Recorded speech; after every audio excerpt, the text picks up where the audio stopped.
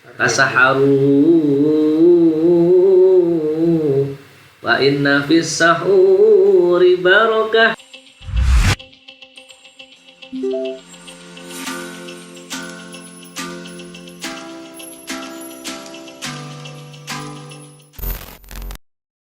Assalamualaikum warahmatullahi wabarakatuh. Waalaikumsalam warahmatullahi wabarakatuh. Bismillah. Selamat datang para pendengar setia kita pada podcast kajian Ramadan.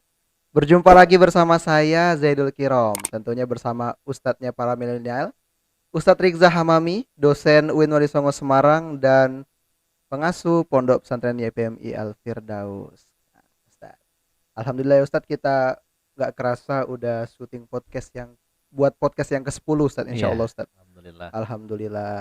Nah, kali ini kita hadir kembali untuk para pendengar, tentunya untuk menjawab pertanyaan-pertanyaan pendengar kita, Iya, memberikan nasihat, dakwah serta kajian-kajian agama Ustadz. oke. Nah, Ustadz, kesempatan ini kita bakal ngobrolin tentang imsak. Nah, Tentang imsak. imsak, oke. Ini requestnya pendengar minta dijelasin jika tentang sahur setelah imsak Ustadz. Sahur setelah Sahur setelah imsak. imsak karena Masih makan minum masih makan minum. setelah ada kumandang di Masjid Musola Iya, Al-Imsak begitu. Oh iya, imsak. iya. Biasanya masjid imsak, imsak, tapi masyarakat karena sudah selesai makan, tapi ada yang masih ngopi, ada yang masih ngerokok mungkin Oh Ustaz. gitu. Mau dibuang, aduh, masih ya Pak In jangan Iya, iya. rugi gitu Ustaz Iya, ya. oke. Nah, jadi gimana? Sebenarnya konsep imsak sendiri itu seperti apa Ustaz? Iya, begini. Kita harus jelaskan pada masyarakat bahwa makna al-imsak itu kan artinya menahan. Iya, Nah, al-imsak yang kita pakai di sini itu al-imsak untuk apa? Saya mendefinisikan kata al-imsak ini dibagi menjadi dua. Satu, al-imsak secara lugawi, secara etimologi, secara bahasa secara bahasa yang digunakan sebagai makna puasa. Itu namanya al-imsak. al-imsak.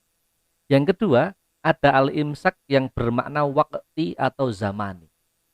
Waktu imsak yang lazim digunakan di Indonesia sebagai penanda waktu menjelang hadirnya fajar sodik atau waktu sholat subuh.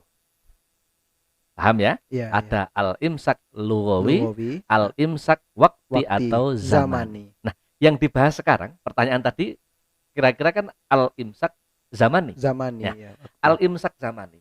Coba kita lihat di dalam kitab Al-Iqna fi Fiqhi Al-Imam Asy-Syafi'i. Karya Syekh Abdul Hasan Ali bin Muhammad bin Habib Al-Mawardi. Beliau menjelaskan bahwa wazamanus siyami min tulu'il fajrisani ila ghurubis syamsi. Bahwa yang namanya waktu puasa, Iya, waktu puasa waktu puasa. itu min tulu'il al-fajrisani. Mulai dari terbitnya fajar kedua. Fajar kedua itu maknanya apa? Fajar sodik atau fajar sidik. Fajar kidib, fajar sodik atau fajar sidik tadi itu. Fajar yang kedua. Ila ghurubis syamsi, sampai tenggelamnya matahari atau waktu maghrib. Istilah gampangnya, puasa itu mulai azan, ya, azan subuh sampai makan kembali ketika mendengar azan maghrib. Nah, tapi dilanjutkan, lakin alaihi taqdimul imsaki yasiron qabla tulu'il fajri. Akan tetapi akan lebih baik. Coba disimak kalimatnya. Akan tetapi akan lebih baik bila orang yang berpuasa melakukan imsak. Artinya menghentikan makan dan minum sedikit lebih awal sebelum terbitnya fajar. Jadi imsak zamani itu apa?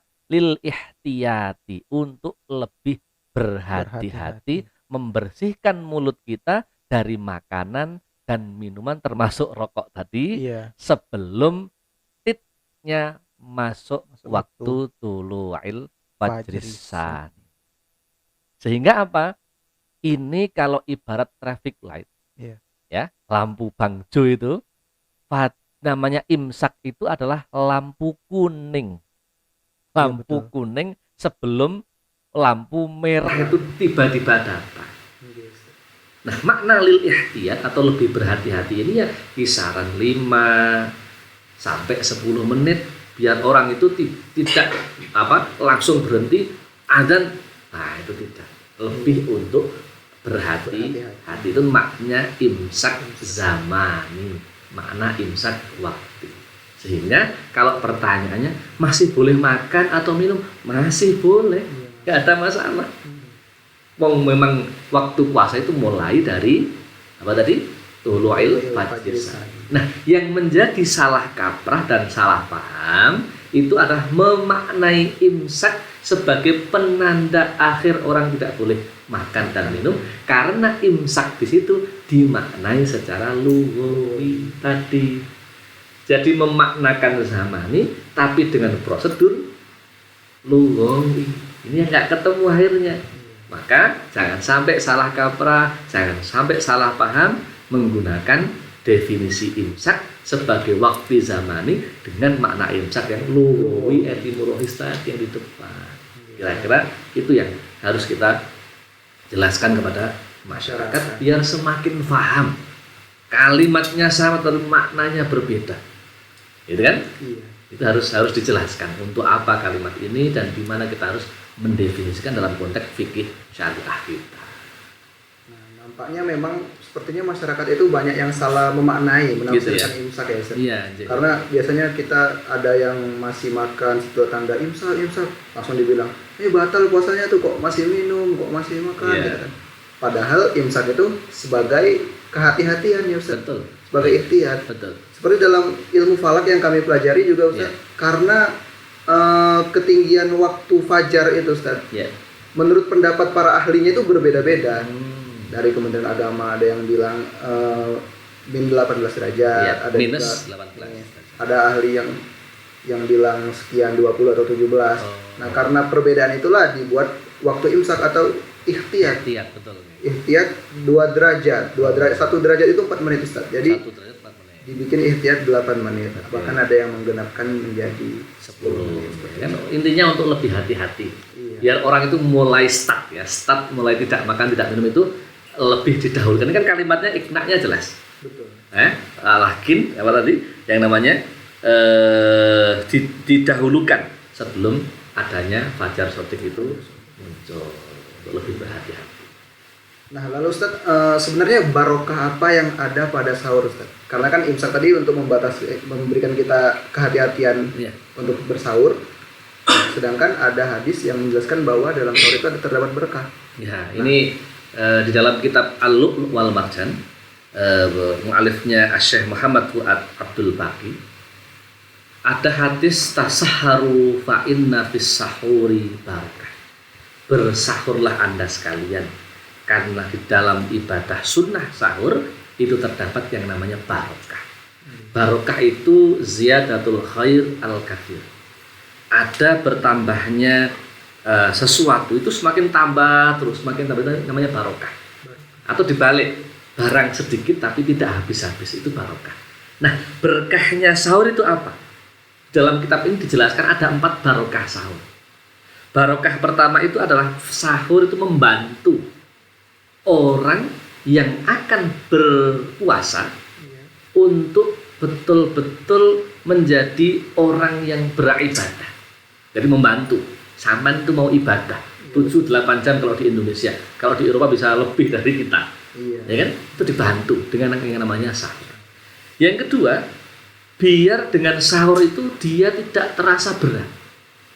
Puasa tidak berat. Termasuk puasa yang dilakukan itu tidak menjadi beban kehidupan. Karena dia sudah sahur.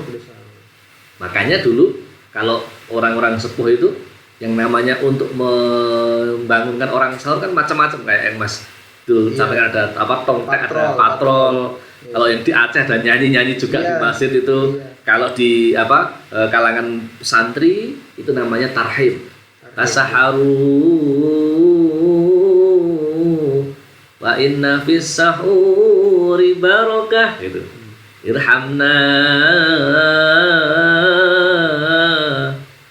ya arhamar rahimin. Namanya tarhim. Membangunkan orang. Kalau sudah mulai irhamna ya arhamar rahimin, wes sampai subuh iki. Wes mandek, hati-hati, ndang sikatan, ndang resik-resik, ndang siap-siap ke masjid. Itu kalau udah mulai irhamna. Kalau kita Sayyidina Muhammad, udah mau subuh lagi nih. Nah ini artinya teknis cara masyarakat sebagai local wisdom itu mengundang orang, mengingatkan subuh mau datang. Saya lihat video yang viral kemarin, anak-anak muda Aceh itu bangunkan orang sahur gitu, bapak, ibu-ibu, asik juga ya. Itu namanya local wisdom. Local wisdom. Nah, berkahnya sahur tadi itu tidak memberatkan ketika engkau berpuasa tapi sudah sahur. Nah, barokah yang ketiga itu bahwasanya dengan sahur itu takwanya semakin tinggi. Itu tes spiritual. Tes fisiknya, sahur itu mengisi kekuatan badannya. Makan, minum, kopi, teh, susu yang kita sukai, bismillahirrahmanirrahim, ini sebagai bentuk kekuatan spiritual dan kekuatan lahir kita. Maka makna barokahnya di situ. Kemudian yang Yang keempat, bahwa barokahnya orang sahur itu apa? Dia semakin yakin bahwa Allah itu memberikan kewajiban berpuasa. Ya ayyuhalladzina amanu kutiba alaikumusiyam itu adalah sebagai rasa cinta kasih. Maka engkau makan dulu sebelum engkau menahan lapar dan dahaga. Ini artinya apa? Agama itu agama yang luar biasa sekali. Coba kemarin saya ujian tes kesehatan itu. Ditanya sahur jam berapa? Jam 3 atau jam 4 baru selesai. Saya mau tes kesehatan. Tes kesehatan kan harus puasa 10 jam. Berarti kan konsep itu dipakai oleh medis. Mengukur kesehatan orang dengan cara berpuasa. Maka teman-teman sekalian, para pendengar podcast ini, saya minta untuk memahami bahwa nilai agama, nilai keislaman, nilai ibadah, kenapa harus ada imsak, kenapa harus ada sahur, dan nanti kenapa harus ada yang namanya berbuka puasa. Sampai Rasulullah menjelaskan lis-shaimi farhatun 'inda iftari wa farhatun 'inda liqa'i rabbi. Orang yang berpuasa itu pasti bahagia. Bahagia pertama kalau berbuka puasa. Siapa yang berbuka nggak suka? Sampai berbuka, maknai iftari juga ketika lebaran juga suka. Walaupun ada corona, tetap suka kita lebaran, gitu kan? Wa farhatun 'inda liqa'i rabbi, ketika engkau yang suka puasa, rajin berpuasa, takwa karena puasamu, engkau ketika kembali ke hadapan Allah, nyawa ini dicabut pelan-pelan, nggak kerasa. Tapi ketika kita tidak menjadi ahli puasa, ya sudah, malaikat jabutnya masrak begitu, sakit sekali. Nah inilah bedanya orang yang ahli puasa dengan yang tidak berpuasa. Pesan saya singkat, yuk kita belajar agama ini yang utuh, sehingga jangan mencampur adukan. Ini imsak waktu dimaknai imsak lughwi. Ini sahur dalam konteks fikih itu boleh disunahkan oleh Rasulullah. Akhirkanlah sahurmu, kemudian percepatlah bukamu. Tapi ketika ada yang mengakhiri malah disalah-salahkan. Apalagi dikatakan puasamu nggak sah. Loh, as-saumuli wa ana ajzibih, kata Allah. Puasa itu yang tahu saya hanya Allah. Wa ana ajzibih, dan saya Allah Subhanahu wa taala dalam hadis qudsi jelaskan yang akan memberikan pahala. Jadi dengan puasa atau tidak, hanya posting status belum tentu orang yakin. Tapi yang mensahkan dan tidak Allah Subhanahu wa taala. Kalau yang ahli puasa nggak perlu upload status, Mas. Tapi kalau yang nggak ahli puasa, ya kan? Mau makan siang itu azan dulu, ada di video itu. Allahu Akbar, sahur, buka. Itu kan namanya mempermainkan agama. Jadi saya kira inilah cara kita dididik oleh agama kita menjadi orang yang mukminin dan muttaqin dengan ibadah sir atau ibadah yang sangat rahasia. Nah, berarti kita sebagai umat Islam jangan sampai salah memaknai imsak.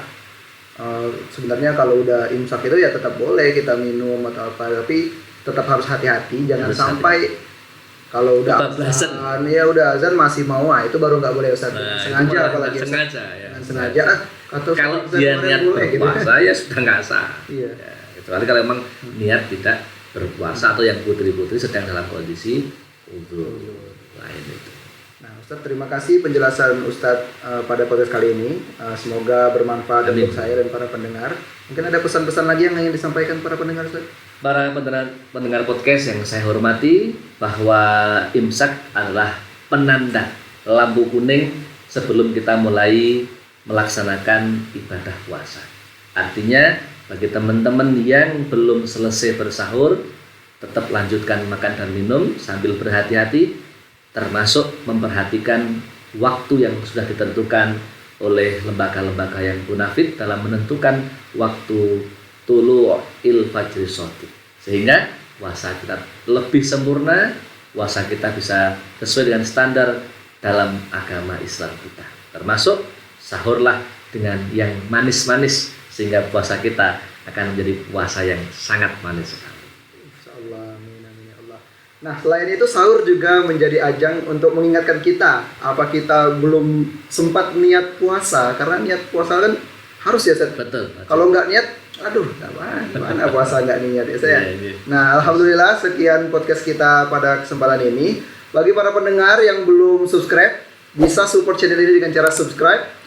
Dan tinggalkan pertanyaan seputar Ramadan dan keislaman bisa di kolom komentar YouTube channel Suara Dakwah Net, atau bisa juga di akun dakwah Instagram official di @ustadzrizzahamami. Nah, semoga penjelasan Ustadz Rizza pada podcast kali ini memberikan manfaat ya bagi kita semua. Kita akan bertemu pada podcast selanjutnya. Jangan berhenti berbuat baik. Wassalamualaikum warahmatullahi wabarakatuh. Waalaikumsalam warahmatullahi wabarakatuh.